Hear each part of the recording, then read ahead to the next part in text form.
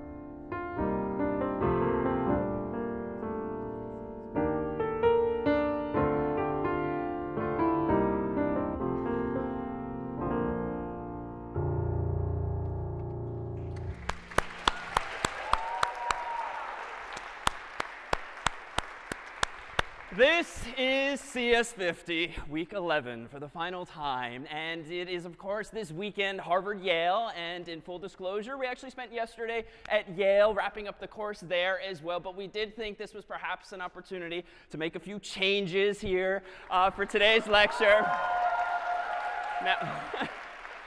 Now, to be fair, we suck. But we thought we'd use this as an opportunity to take a closer look at this problem that was solved by some of our friends in New Haven just a few years ago in honor of this weekend's event. A closer look then at, if you will, problem solving. We're headed up to Boston, checking out the stadium for the prank. A few years ago, I was at a math conference, and I was sitting around at a table at dinner with a few other mathematicians. And one of them went to Harvard and started telling the story of this amazing prank that was, against Harvard. And at that point, I felt I had to interrupt and said, well, actually, I can tell you a lot more about that. Okay. The idea was perfected in a dorm room. Came up with the idea, actually, to prank them with signs at the football game. We threw some ideas out there as far as what the signs would say. We eventually settled on "We suck." And my immediate reaction was, no, this will never work. However, the problem solver in me started thinking, well, maybe we can make this work. The problem? They had to infiltrate Harvard Stadium without getting caught, sneak in 1,800 placards, distribute them to unsuspecting Harvard fans, and then convince those fans to prank themselves. That's great. We thought about basically every possible thing that could go wrong and tried to come up with a solution for it. And then you put 2 reds on top of it. They made fake Harvard IDs and fake backstories, fake placard designs, and a 28-member fake pep squad. On November 20th, 2004, a fake Harvard student smuggled the placards into the game. What do you think of Yale, sir?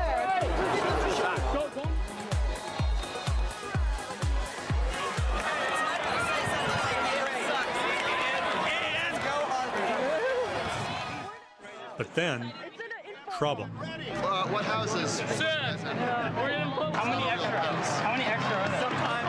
Yeah. You guys are from Harvard. I, just showed him the front of this ID, and all of a sudden he just ran away, and he felt so embarrassed. Having escaped one confrontation, they couldn't risk another. It was time. This just looks like a total mess. We have absolutely no idea if this is going to work. Look at them, they have it over. It's going to happen. It's actually going to happen. I can't believe this. What was once a prank became a legend.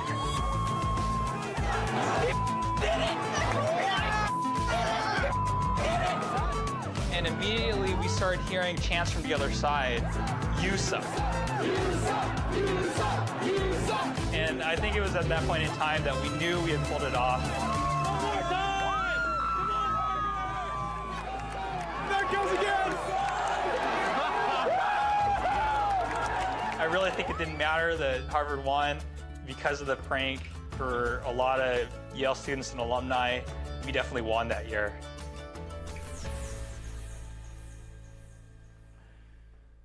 Well, best of luck to both teams this weekend. We thought, though, we would participate in our own CS way. This game was something written in Scratch some years ago now by one of your predecessors, and I thought we would go head-to-head here with Yale, if we could, with one volunteer who was willing to come up and represent Harvard in this game. Someone? Anyone? Not too many people all at once? No? Actually, would you, with the Harvard sweatshirt, like to play this game? Could we get you to come on up? Are you comfortable? Yeah? All right, come on up. This could not be more perfect. What's your name? Diana. Diana, nice to see you. Come on up, Diana. So here, as you see, we're about to hit the space bar, and the instructions will appear on the screen if you'd like to play at my keyboard here. And the goal is simply to move the Harvard crest to the goal again and again without getting hit by the other team. Okay. Sound good? And just arrow keys up, down, left, right. Oh. Surprise. Let's actually open up the game. That was a slide. There we go. You can't touch this. You can't touch this. You can't touch this. You can't touch this. Nice. You have your fan.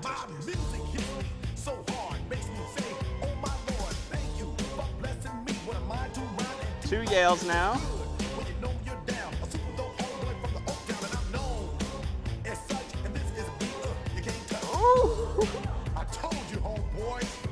Touch this.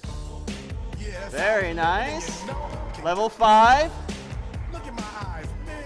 You can't touch this. Nice. Okay.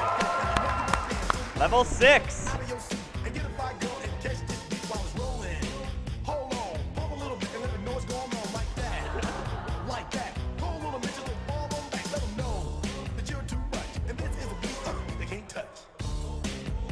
Oh! Can't touch this. Why you standing there, man? Nice. Yes.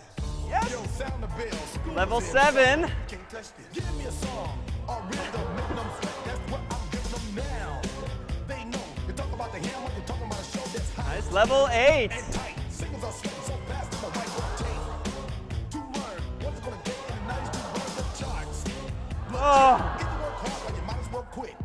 That's word because. Oh. Still level 8. You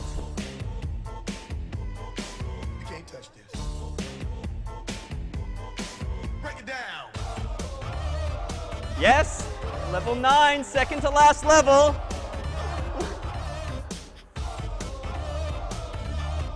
Oh. Death at 5. It is said if you can't prove this, then you probably are dead. So wait. That's okay. One level to go after this. Yes. Slide your rump just for a minute. Let's all do the bump. Yeah. You can't touch this. Okay. Look, man. You can't touch this. Yes. You gotta get hype, boy, because you know you can't touch this. He's at once. It'll go in the diagonal. School's back in. Break it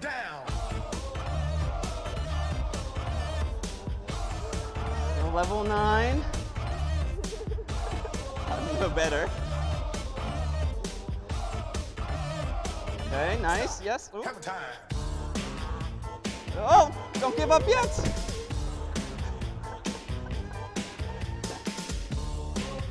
Yes. Yes.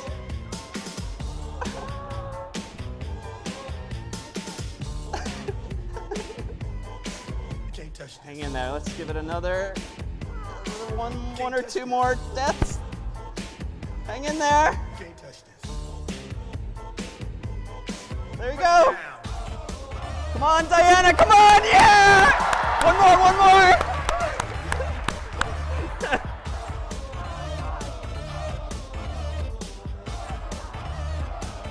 Stop. Hammer time. Every time you see me, the hammer's just so hype.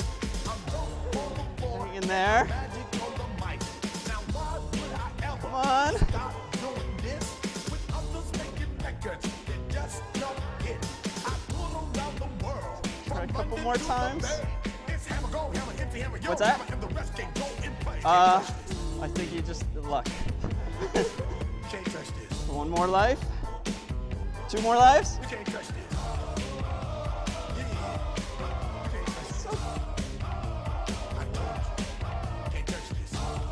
Yes. One more. All right, one more.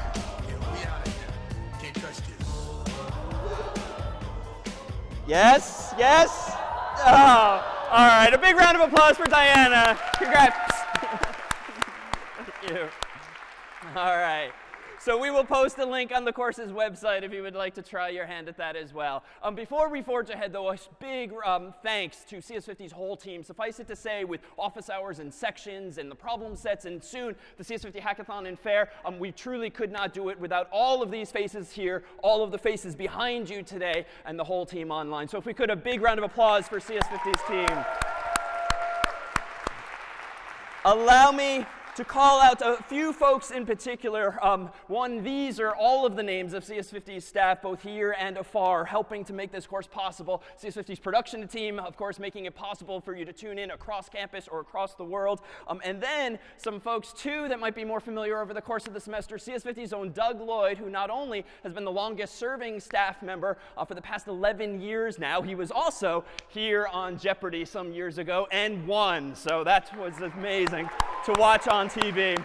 CS50's own Rob Bowden, or that guy in Thayer from whom you might have gotten some help over time since he's a proctor there. And of course, perhaps the most familiar face of all, CS50's own Zamila from the problem sets.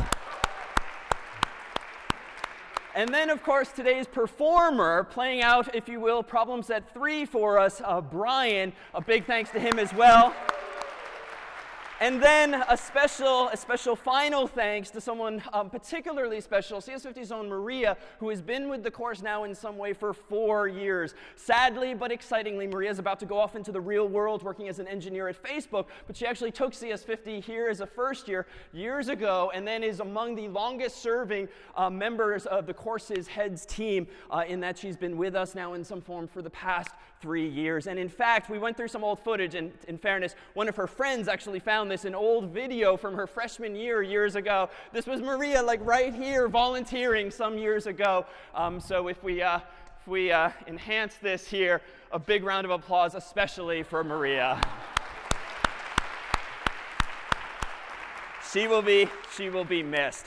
As, of course, will you. So this is week 11, and so this is where we promised we would get to. And indeed, especially on the heels of a little quiz that you might have taken or finished yesterday, what does ultimately matter in this course is not so much where you end up relative to your classmates, but where you end up relative to yourself today and next week and beyond, relative to where you were in week 0. So we do hope that you have gotten an extraordinary amount of time back now from this class, but also a huge return just in terms of the concepts and the practical skills we hope you can now bring to your future studies in CS, or if you exit CS at this point, to your own domains and can solve problems all the more effectively.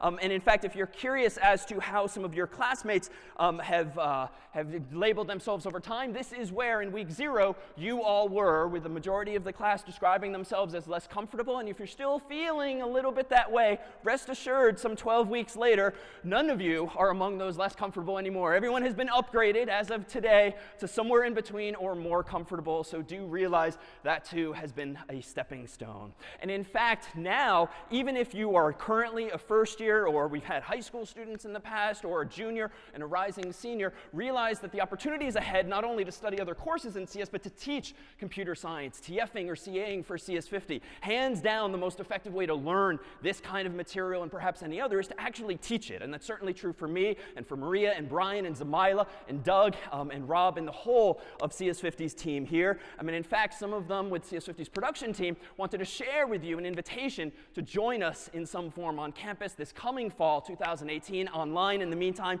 or in any number of other ways, if we could dim the lights for this invitation from the staff. I'm Elisha. My name is Nenya. I'm Athena Braun. I'm a sophomore. I'm a senior. I'm a junior studying computer science and linguistics. I'm concentrating in CS now. CS50 is also just because it's like changed my life. It made me a computer science concentrator. I am a TF for CS50. Course assistant. This is my second year TFing now. This is my third year being a teaching fellow for CS50. Becoming part of CS50 staff helped empower me so much. I was a total beginner. Never anticipated programming beyond CS50, but here I am. Which is something I never thought I would do. And I think it's just been really exciting going from being a beginner to being comfortable enough to TF this class. Everything that has come out of this has helped me grow so much as a teacher, as a student. Also the culture and like the environment of it is also pretty unique. I've definitely like found a community of friends within the CS50 staff. Be prepared to have students who like look up to you and really appreciate the work that you're doing, and like just realize that you're not just a teaching fellow, you're not just this like person behind the whiteboard, you're like a student who took this too and can really level with other people in your section and figure out what's going on and like make it a good experience for them. I decided that I can get the best of both worlds. I can get to teach about computer science, and those are two of my passions. I just really love teaching computer science to beginners. CS50 is where all that beginner energy is, and it's where I can like make a real impact on sort of the students' careers in CS. It's amazing to see how much this course can do in just a semester, and how from September until December, students learn so much and gain so much experience and knowledge, and watching that and working with them in that process has always been really, really inspiring. It's been so wonderful getting to see these people grow, just like I did myself. One of the most rewarding things I've done here, so that's why I keep coming back. Going to office hours and helping people out, it makes you feel good, and it makes other people feel good as well. My name is Brian. I'm Thomas Lively. I'm Allison. I'm Maria, and this is CS50. So in the coming weeks, please do feel welcome and encouraged. Even if you were among those less comfortable and still kind of think you are, that is undoubtedly not the case, because among CS50 staff are students who have just taken the course a year or two or more prior, you potentially among them. And in fact, there's other opportunities to get involved as well. In addition to the on-campus class here, we of course have our friends in New Haven, but even beyond, does CS50's team work with communities around the world. In fact, every red dot on this map here represents a high school where there's a high school teacher and class of students who are taking CS50 in some form, where their own teacher has adopted or adapted the curriculum, the same tools, the same software that you all use here in Cambridge and in New Haven to actually teach introductory computer science as well. In blue, similarly, our universities around the world as well, where we've been working with faculty and student groups beyond. In fact, here are some of our friends in Miami-Dade College in Florida, some of our friends here in Chile, here in London, here in Burma, here in Ukraine, here in Cairo,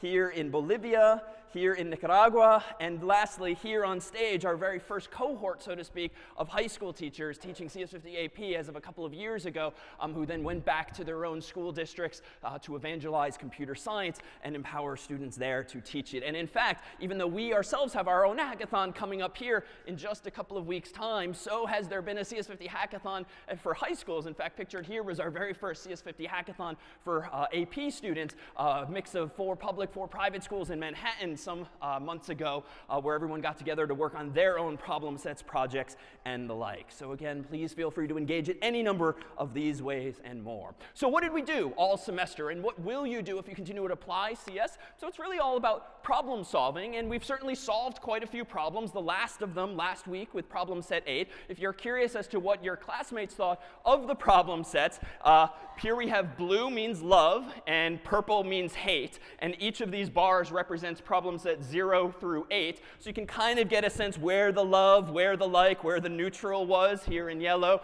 and maybe some spikes of hatred, maybe over down there. But perhaps more revealingly, too, is the difficulty with which folks perceive these. And this admittedly is retrospective. So of course, Scratch was pretty fun, pretty easy, as was maybe Mario and so forth. But you can get a sense of some of the fluctuation. And apparently, on the heels of misspellings here, we suddenly went to a lot of medium difficulty when you simply had to port, so to speak, some of your problems from P-Set 1 now for problem set 6. And in terms of demographically how your classmates are engaging in the class, when did you start problem sets? Oh, interesting. So recall that problem sets are released on Fridays. And here we have Saturday, Sunday, Monday, Tuesday. Oh, hello, Wednesday is when really a plurality of students seem to begin their problem sets. Not, though, perhaps surprisingly, when it coincides with office hours and sections in the earlier days of the week. And then in terms of when you watch lectures, because indeed, both here and in New Haven, most students today do engage online, you can see that with the lectures live on Friday, many students watch apparently shortly after 10 a.m. on Fridays, but on demand, followed by the weekend, and the most popular being Monday before sections, presumably. So you, too, are somewhere among those inputs. But what were the problems that we actually solved, and what were really the goals of the class? It's not to teach C per se. It's not to introduce JavaScript or SQL or Python, all of which are really just tools in a toolkit, so that when you exit CS50 and go on to some other class or some other field and want to actually solve problems using data and using computation, that you actually just have a mental model with which to approach it, and less of a fear factor, so that even if you have absolutely no idea how to write code in Ruby, which your lab or your company, your friends happen to be using, well, no big deal. Much like in P-Set 7 and 8, where Google and Stack Overflow and friends become your support structure, realize that among the goals has been to teach you to teach yourselves. And undoubtedly, that comes with some frustration, and especially those recent weeks. But the goal really has been to take off these training wheels, so that when you're no longer handed a spec for P-Set 0 through 8, you at least have a sense of where to go from here. And indeed, the final project is about taking off the final of those training wheels. Now, what does problem solving itself mean? We described it back in week 0 as this. You have inputs to that problem, and at the end of the day, you care about the outputs and what was inside of this black box, so to speak. Yeah, so algorithms, just step-by-step instructions for solving some problem, and that's where the real insight is, the real efficiency, and the real opportunity to get things not only correct, but also well-designed, in addition to something like well-styled. And so as you approach the solutions of problems, I dare say maybe one of the most thematic topics of this class, and perhaps any other introductory class, is this theme of trade-offs, whether it's time and space, or the computer's time and space versus your time and space, and so forth when solving these problems. And consider that there's not necessarily one right answer to these kinds of design questions, but hopefully you'll feel all the more that you can hold your own in a conversation with someone as or even more technical than you, and convince them of your perspective and contribute to the solving of some of these problems. And among the other topics that have been sort of manifest throughout the semester is this one, abstraction, which really speaks to this very general problem-solving tool. If you've got some problem ahead of you, whether it's something software-related or real world or really anything in between, this idea of sort of taking something complicated and breaking it down into its constituent parts, so that you only have to think about sort of up at this level, and you don't have to worry about where the zeros and ones come from or where the characters on the screen come from and so forth. Like, the fact that we've kept layering and layering and layering means you could do so much more with P-Set 7 and 8. Even if it didn't feel like it at the start of the week, than you could with just C, and certainly with just binary alone. So realize, too, that sort of bootstrapping is thematic anytime you're learning some new topic. And how do you express yourself when trying to solve these problems? Of course, pseudocode. And indeed, this should become habit as well. It doesn't really matter what language you write in, but I am still in the habit of kind of writing out comments for my programs. And then therefore, I kind of know the outline, much like an English essay. And then I kind of fill in the gaps with the actual code thereafter, because the hard part, and perhaps the fun part, is really just thinking through how you might solve something. And in fact, this feels like an opportune moment to take a moment to see just how well this has sunk in and how well we might apply some of these most basic principles that started in week 0 and then persisted throughout. But for this, we need a volunteer to come up on stage and help me program everyone else. Yeah, come on up. All right. What's your name? Sorry? Amy. Amy, come on up. Nice to meet you. Now, only Amy is about to see what's on my screen. And if the staff could help me for just a moment, let me go ahead and cut to this. I'll be right back. We just need to quickly hand out all this paper. You can pull out a piece of paper of your own if you have it. But if the staff could kind of divvy these up so that everyone has a piece of paper, ideally a pencil or pen. If you don't, we have, pardon me, Amy, a solution to that problem. Everyone gets a free CS50 pen today if you'd like. OK, very popular. OK, so no one has a pencil now, apparently. All right. So Amy, as you guys get set up there, I'm about to show Amy something on my screen, a picture to draw. And you, much like the programmer that you now are going to program the audience to actually draw what you see. And we'll remember from very early on that precision is probably important here. But at the same time, you don't want to get tangled in the weeds of zeros and ones, so to speak. You want ultimately everyone in this audience, ideally, to draw what it is just you and I are seeing. All right. So everyone is unwrapping pens. And hopefully you have a piece of paper, though any piece of paper suffices. I'm going to go ahead and reveal what Amy is seeing here. And the goal is verbally only to tell the audience here what to draw. Okay. And give everyone just a moment. Get your paper in front of you, pencil in hand or pen in hand. And feels like we can begin. OK, so I'm looking at a cube. It's kind of like a Rubik's Cube, but I can only see 3 of the faces. So so there's so there's the top of the Rubik's Cube and 2 sides. The top looks like a diamond. So you want to draw the diamond on the top, and then the 2 sides come down from that. So it kind of looks like you're looking at a Rubik's Cube from the corner. And it's not actually a Rubik's Cube, so don't draw the lines. It's just like a normal cube. I don't know how else to describe it. Exit? Exit. OK. So thank you so much to Amy. A round of applause, if we could, for getting us to this point. Now comes, feel free to partake back down there. Now we just need the staff to really help grab some of these pieces of paper. We'll do pseudo-random samples, and we'll take a look at correctness, if not artistic design here. Some folks still going past the buzzer, but that's OK. All right. I'm going to go ahead and queue up my screen here. Just a moment. We'll actually reveal how some of these came out.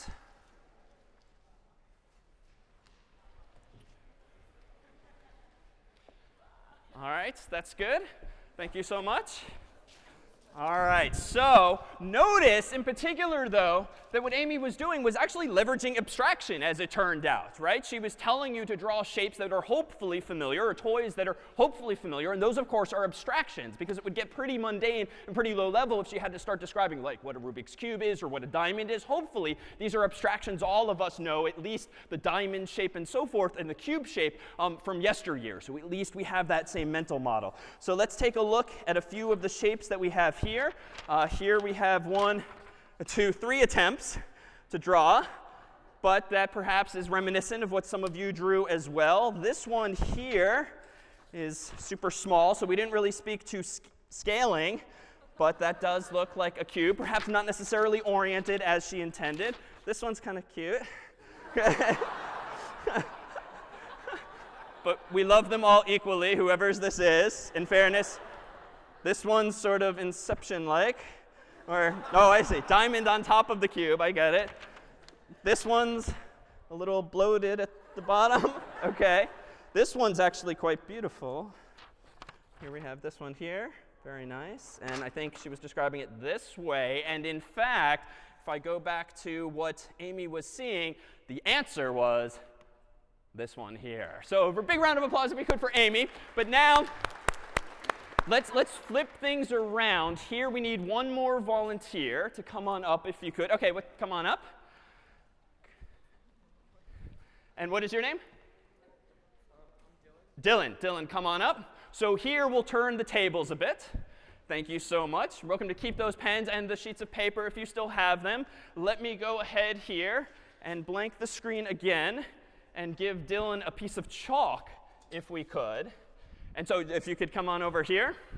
What we have here is a canvas on which you can draw what the audience tells you to do. And in fact, since the answer is going to be there, we're going to push this back after all. And the only thing you can't do is look up. Okay. All right, so look straight ahead. Here's your piece of chalk.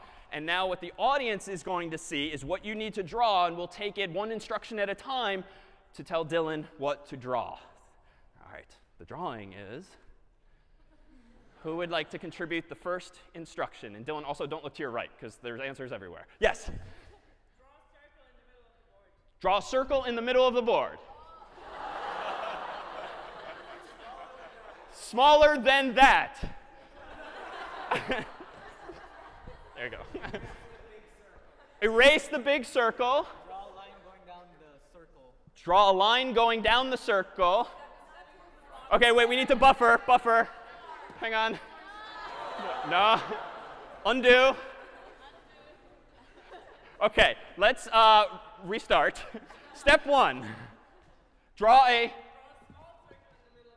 small circle in the middle of the board, Dylan. Keep it. We'll take it. OK, step 2. Draw a stick figure with no arms yet. Nice abstraction.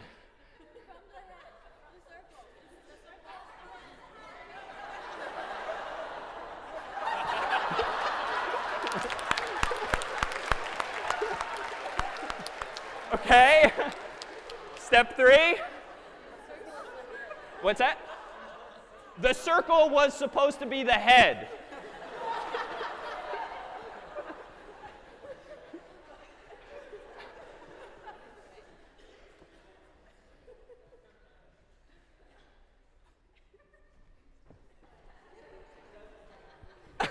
OK, version 2. Step 4. Step 4? Step 4? Yeah. From the bottom of the circle, draw inverse y. From the bottom of the circle, draw an inverse y.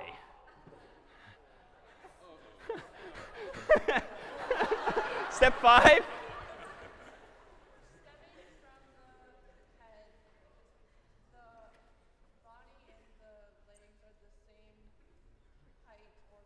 Stepping from the head, the body and the legs are the same height.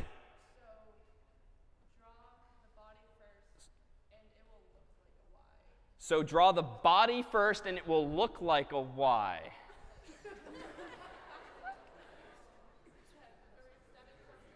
After erasing everything else, I heard. Yeah, OK, nice. Very. Erase the mustache. OK, step 6. Step 6? Draw a V the same way from where you started with the Y. On the right side. No, no, no, no.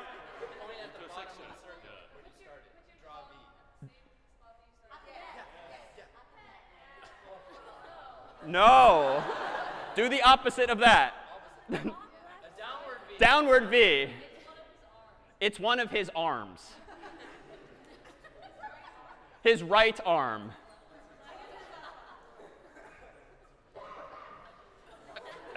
His arm.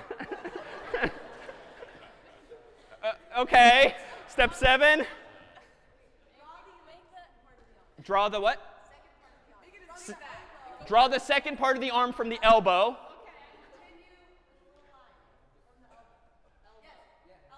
Elbow. Elbow. Elbow, yeah. On the arm on your right, make it a V. OK, yes. OK, we'll take it. Yes, OK. Almost there, almost there.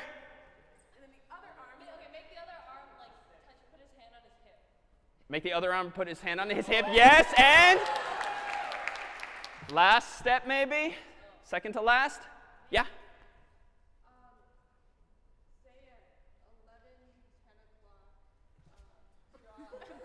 Say at 11 or 10 o'clock. From the circle. Look at the circle as a clock.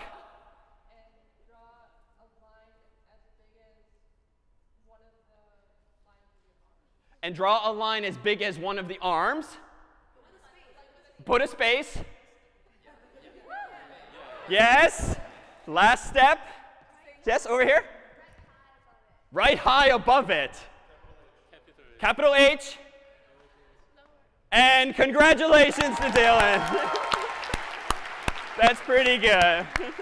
Pretty good. Thank you so much. So realize, fun as this is, it's actually non-trivial to convert these abstractions with which you're familiar to things that computers, or in some cases humans, actually understand. So realize here too there's this trade-off. Like saying draw a stick figure is a very useful abstraction, but the problem, of course, is that the precision isn't necessarily there if you're seeking one particular goal. So beyond problem solving in this way and in this class, what more can you do after CS50? So if you take a look at that unofficial guide to CS that we'll link soon on CS50's website as well, you can go off in so many other directions from here to the direction of hardware, software, graphics, theory, statistics, mathematics, and more, and indeed increasingly to the intersection of computer science with other worlds like economics and now machine learning, which is being applied to all sorts of fields as well. And in fact, even I, years ago, have very fond memories of some of these classes, and only a handful of these even existed years ago. I still remember to this day taking CS141, which is a hardware class, and even though these days much of it's been virtualized in software, back in the day we had tiny little wires and tiny little breadboards, and debugging,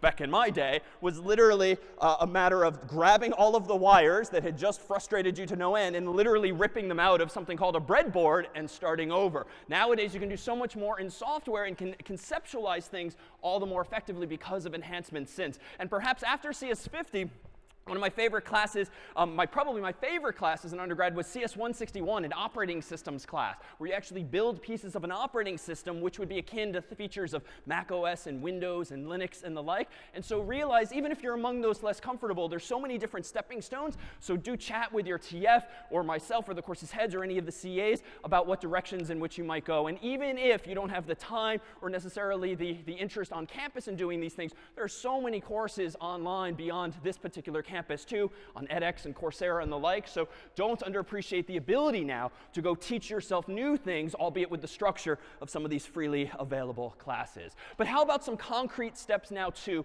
as to what you can do after CS50 to actually solve problems and write code? Because at the end of the day, you're not going to be handed necessarily these problem set specifications. You're not necessarily going to have a TF or CA to whom you could ask questions with which they themselves are already familiar. You're a bit more on your own in terms of teaching yourself new things, so long as, though, you take advantage of these resources. Can you succeed at exactly that? Now, you're welcome to continue using something like CS50 IDE for as long as you would like. Your accounts will keep working. And indeed, that's meant to be pretty representative of a real-world environment. But of course, it's cloud-based. And so if you're on a plane or a train or in some of the dorms or houses where the Wi-Fi isn't so great, might not work so well. And so increasingly common after taking one class would be to start installing these kinds of tools on your own Mac or PC. So we'll put these slides up later as well so that you have all of these URLs. But if you'd like, on your Mac or PC, whether it's over Thanksgiving or JTerm or beyond, like install some command line tools on your Mac or PC. This means having a command line environment on your Mac, as suggested here, which actually comes with Mac OS. If you install something for free called Xcode and more, you get a whole suite of command line utilities.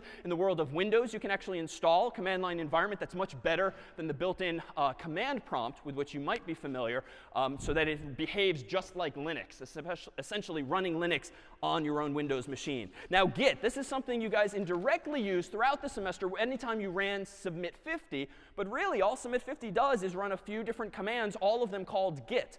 This is a version control software, and it's just one of several different versions, but Git probably has the most traction these days. And if you are still in the habit and even occasionally I'm guilty of this too, at least in the world of like writing essays and letters.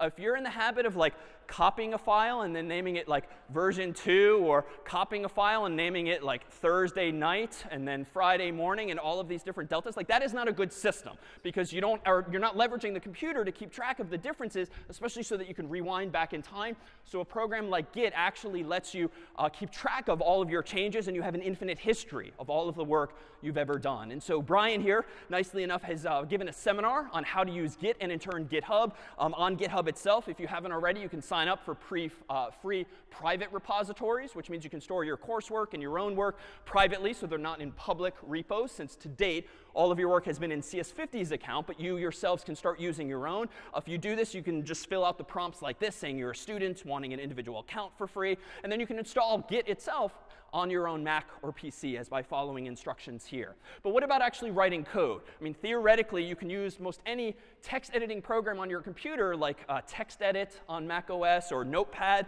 on Windows, but these are not very good tools in that they don't have any features that are code friendly.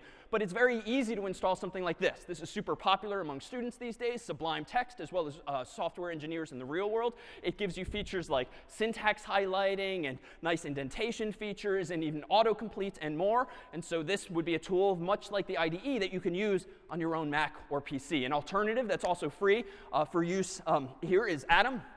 It behaves very similarly, and that too is something you can try as well. If you'd like to go a little deeper and sort of use some older school tools that are very much still in use, myself included, because they're perhaps all the more powerful and that they're much more command line based, Vim is a very popular one. And if you add this autocomplete plugin, you'll have very similar capabilities even within that environment as well.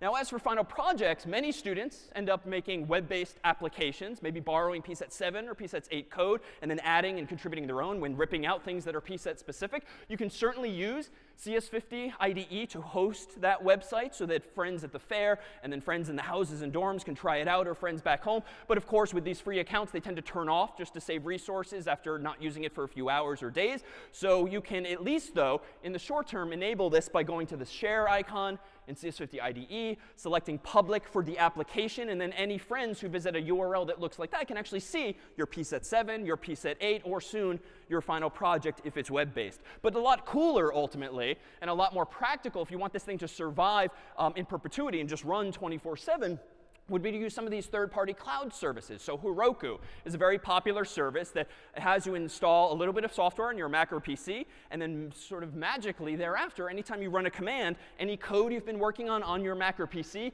gets pushed to the cloud, so to speak, deployed to Heroku servers, and then it can live at your own domain name, either a default one you get for free, but if you want something a little more custom, can you actually buy or for free get your own domain name. Amazon has something called AWS Educate, which you can use for free as well, and there's bunches of other services too. In fact, there's a company called Namecheap, which is not only cheap, it's also free for students. If you want to buy your own domain name for your final project or beyond, head to a URL like this one here. And then lastly, GitHub itself, beyond offering version control software, has partnered with bunches of companies that just give free levels of service to students as well. So if you go get this developer pack, so to speak, you'll see even more options that you can use for some amount of time to learn from and actually use compellingly these kinds of services.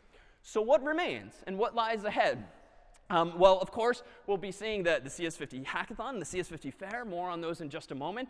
But you're also at the point now where you've seen a lot of languages, right? Scratch and C and Python and SQL and JavaScript. And increasingly, if you spend time in this world of CS and programming, and if you Google and read up on Stack Overflow, you're going to find that it's a pretty religious world among some people where everyone has these strong opinions, sort of correct or incorrect. And so I would encourage you to be as open-minded here on out as to like what the right solutions to problems are. It is rarely the case that there is one thing only you should use, and realize that a lot of programmers, myself included, will bring to the table biases that you should keep in mind and push back on if you think a problem could be solved differently. And realize, too, it's all about trade-offs. And this, to kind of paint this picture of the various idiosyncrasies of languages, is a wonderful short talk that a fellow gave at a conference a few years ago, wherein he pointed out that all languages, the ones especially that he excerpted, have these weird features. And so if you encounter someone in life who's like, oh, PHP is is bad because of this, or Python is bad because of that, well, you could probably come up with those kinds of sentences about any language. But what's cool now is that we've seen enough languages, and you've perhaps formed enough opinions that some of the examples you're about to see should on their face be a little nonsensical or weird, and it's more like programming trivia. But hopefully now, some 12 weeks later, these examples of programming idiosyncrasies will make sense. Let's take a look. All right, good. You guys know what WAT means? WAT. Exactly. Let's talk about Ruby. In Ruby, if you reference an undefined variable, of course it name errors, as you would expect. And if you try to assign B to A with them undefined, of course it name errors, as you would expect. And what happens if you try to assign A to A with A undefined? Nil. Correct. Nil. WAT.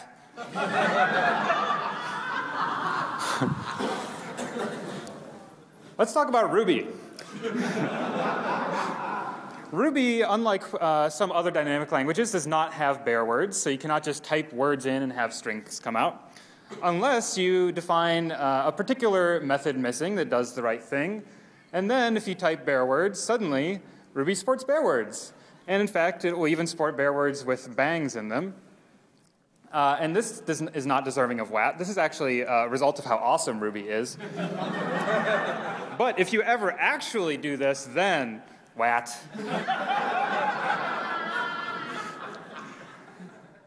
Let's talk about JavaScript. Does anyone know in JavaScript what array plus array is? Well, let me ask you this first. What should array plus array be? Empty array. I would also accept type error.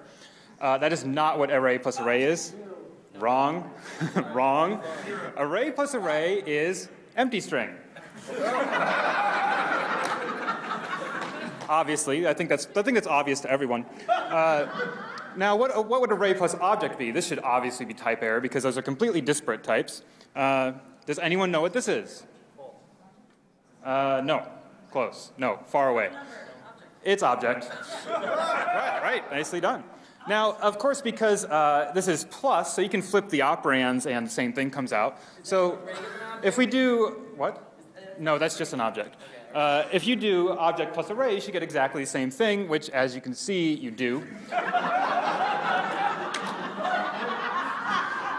And finally, the only one of these that's actually true is, because you add arrays, you get empty string, that doesn't make sense. But an object plus an object is actually not a number, technically.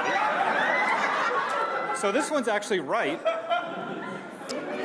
And exactly, right? Like, what is even going on in this lab? I don't even understand what person with a brain in their head would think that any of this is a good idea. Okay. Enough making fun of languages that suck. Let's talk about JavaScript. If I say array.new 16, or just array 16, I get an array of 16 things, which it represents as 16 commas, which is obvious. And if I then join those with a string, then I get the string 16 times. This is actually the only line in this entire presentation that's reasonable. Now, if I take that string and then add a 1 to it, it interprets the 1 as, or casts the 1 to a string, and then we get WAT1 a bunch of times. Fine. Does anyone know what will happen if I subtract 1 from the string? I'm assuming no one does. I'll give you a hint. Does this help? Does anyone know?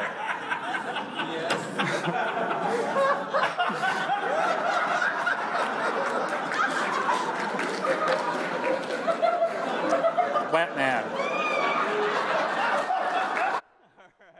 So programmer humor, just a little taste of it there as well. So what comes next? We will wrap a bit early, probably about 10.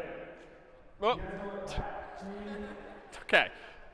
So we'll wrap in about 10 or so minutes, but before then we want to give you a teaser of what lies ahead and why. So the CS50 Hackathon, of course, here on campus is about working on, alongside classmates, final projects and having some 12 hours or so in which to dive into them, not only to actually get something useful and productive done and feel good about it, but also we hope about having a particularly memorable experience among all of the course's staff and all of your classmates. It's not meant to be 12 hours of office hours, but really 12 hours of fun problem solving with a wonderful support structure of everyone around. Upon arrival, you'll check in like this here. You'll get set up in the HBS's hives across the river where we had CS50 Puzzle Day. And throughout the evening, will you work with each other or on your own projects, solving problems ultimately to get to an end of having a project that's either good or better or best as per your proposals. Around 9 p.m. we'll order in some Felipes, quite a bit. Around 1 a.m. we'll order quite a bit of pizza as well. And then throughout the evening will there be not only a photo booth for some souvenir photos,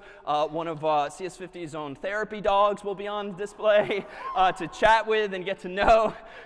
Yes, shout out to Milo here.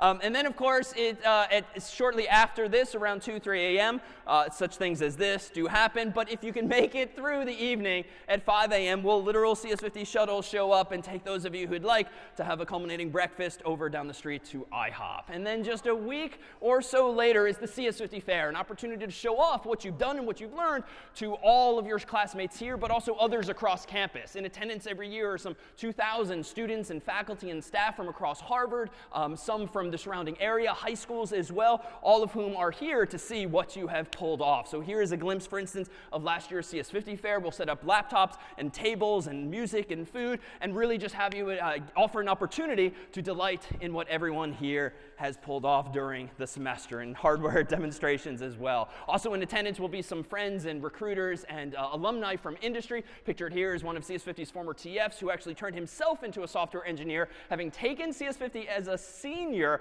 concentrating in social studies, and then really bootstrapped himself in the few years after graduation to then have a job at Google writing software. And of course, you'll receive at the very end, hopefully, this proud statement that you took, indeed, CS50, and so that will be presented at the CS50 Fair as well. In just a little bit, we'll adjourn to the pub downstairs where Aaron and Brian and Maria and the whole team will be waiting to say hello and congratulations with CS50's traditional cupcakes. But before then, we thought we'd invite a few of the staff up on stage to participate in an annual CS50 tradition, especially in the spirit of this weekend's competition. But this one, not so much Harvard versus Yale, but students versus staff. If we might get 4 brave volunteers to come on up. Okay, so one hand over here, come on up. Okay, one hand over here, one hand over here, and a 4th hand over here. Come on up. Thank you so much to our volunteers here. Right there. That's fine, yeah. What's your name? Audrea. David, nice to meet you. Right this way. We'll get some chairs. Will, nice to meet you. Right this way. Olivia, nice to see you. Right this way. And Hannah, right this way. So we've got 4 chairs for staff, 4 chairs for students. All right, thank you. Let's put the tablecloths up there too. And Colton, we can spin this around. Let's have the students sit over there on my right. Thank you. And the staff will sit over to their left. Thank you. And here we have, excellent, excellent. And you want to do some dramatic flair here. All right, so you guys are in charge of that one. You guys are in charge of that one. Just keep the pen and paper there. Oh, and even better, yes, let's see. Let's see if we can do a dramatic flourish here. I think we can do better for you guys.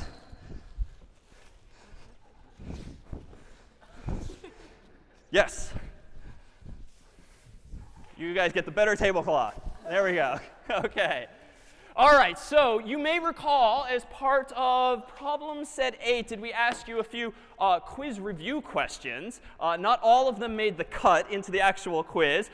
There was a lot of what is HTTP stand for and what is HTML stand for, but that's OK. We went through the list and called a few that we'll use here for CS50's annual Student v. Staff Jeopardy. So because the questions were written in the form of questions and not answers, we'll simply read them as is. We've excerpted a number of categories from which your own classmates wrote questions.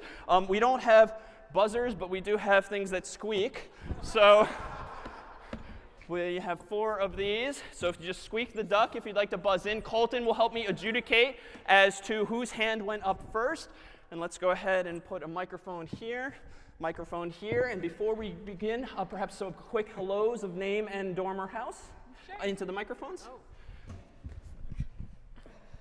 Hi, I'm Olivia. I'm a freshman and I'm in WIG. Hi, I'm Hannah, and I'm a first year at Graduate School of Design. Hi guys, I'm Will Yao. I live in Grays. Hi, I'm Andrea. I'm a senior in Mather. And let's now meet the staff. I'm Aaron. Thank I'm you. Arnav. I'm a sophomore in Elliott. I'm Thomas. I'm a senior in Kirkland. Maria, senior in Cabot. And so perfect that Maria's up here too, because I went through our archives, and if we look back some 4 years, there she is as well. When apparently it was fashionable to wear Google Glass around campus. So here we have our Jeopardy board implemented in HTML. And we have single Jeopardy ahead. We won't run the whole board, just a few choice examples from each category. Before we began, students won the coin toss, so you guys will get to pick the category and dollar amount. I'll ask a question. Colton will kindly keep track of the score, and we'll see how this turns out before we adjourn for cupcakes. What topic would you guys like? Okay, scratch for 200. First one to squeak gets the answer. Which puzzle piece starts the program? I think I heard students. Yes, the when flag clicked. What color is the flag? When green flag clicked is correct for 200. Very good. Very nice. You're still in control of the board.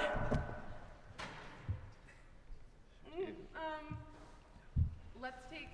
You okay with memory? Memory for 400, stepping it up. So for memory, how much memory does a byte have? Also didn't make the quiz. 1 byte. 8 bits. I'll take 8 bits, yes, for 400. Staff are now in control. Nicely done, Thomas. But yes, a byte is a byte. What category would you all like next? Oh, wait. Algorithms for 400. What for 4? Algorithms for 400. Algorithms for $400. So in algorithms, we have the following question for you. What is the big O? I heard it over here. Used to describe time complexity, correct, for $400. Wonderful. Students are in control and are currently up to 600, still taking the lead again. Oh boy. What would you like next? C. For 400. C for 400. We're going to go with, why did we start with C? And there's no answer, so. But go ahead. I heard you squeak first.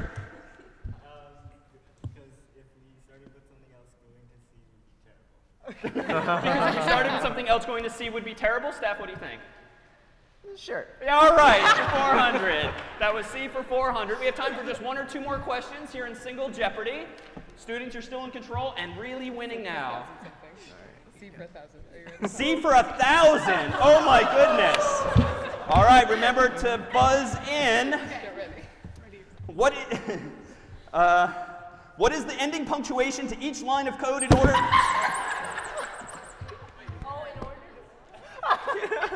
I think the staff first, yes?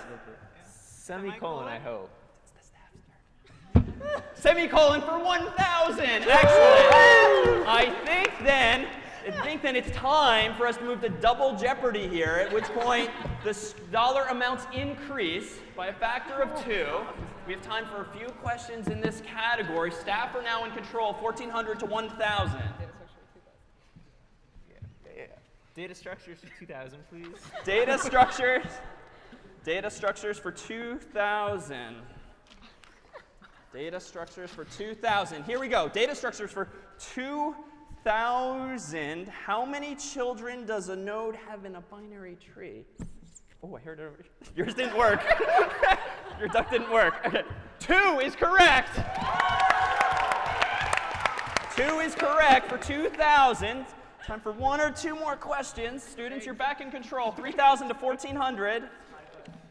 Python for 2,000. Python for 2,000.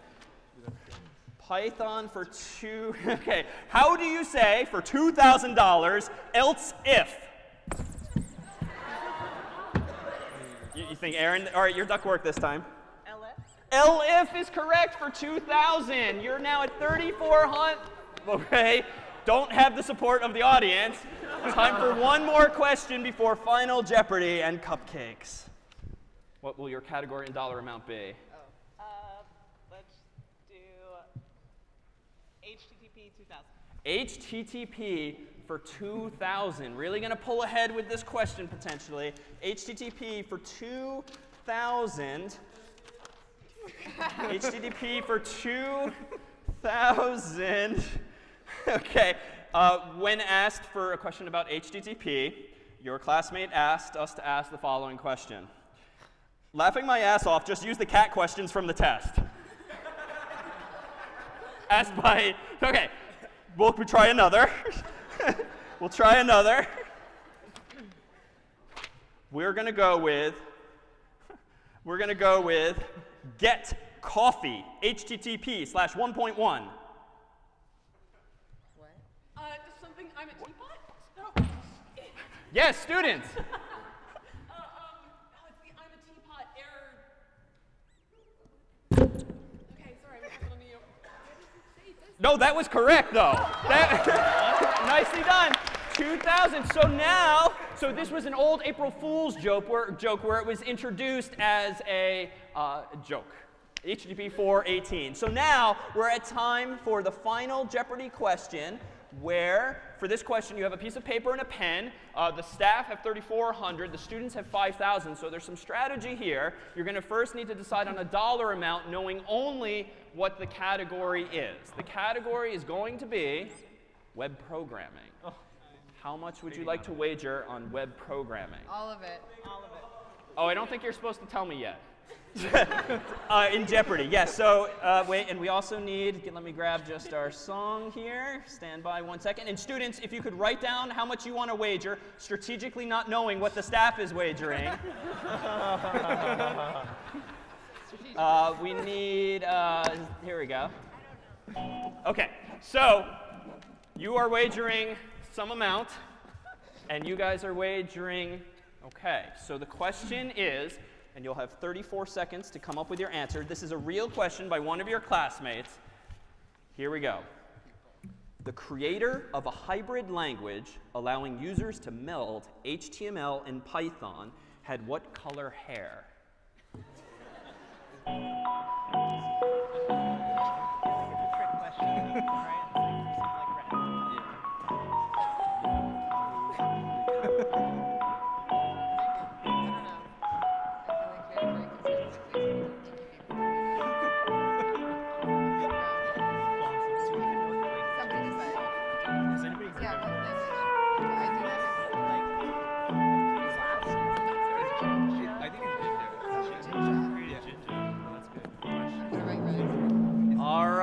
So we're going to take a look first at staff, who were trailing with 3,400. They wagered, turns out all of it, and answered red hair. The students, meanwhile, at 5,000, wagered 1,900 and went with brown. I think we're going to need to have the audience decide whether or not the staff's answer is correct, because according to your classmate who gave us the question, the creator of a hybrid language allowing users to meld HTML and Python had what color hair? The answer is ginger. So congratulations to both staff and to students. Thank you so much for a wonderful semester. cake is now served downstairs in the pub. We'll see you at the hackathon and fair.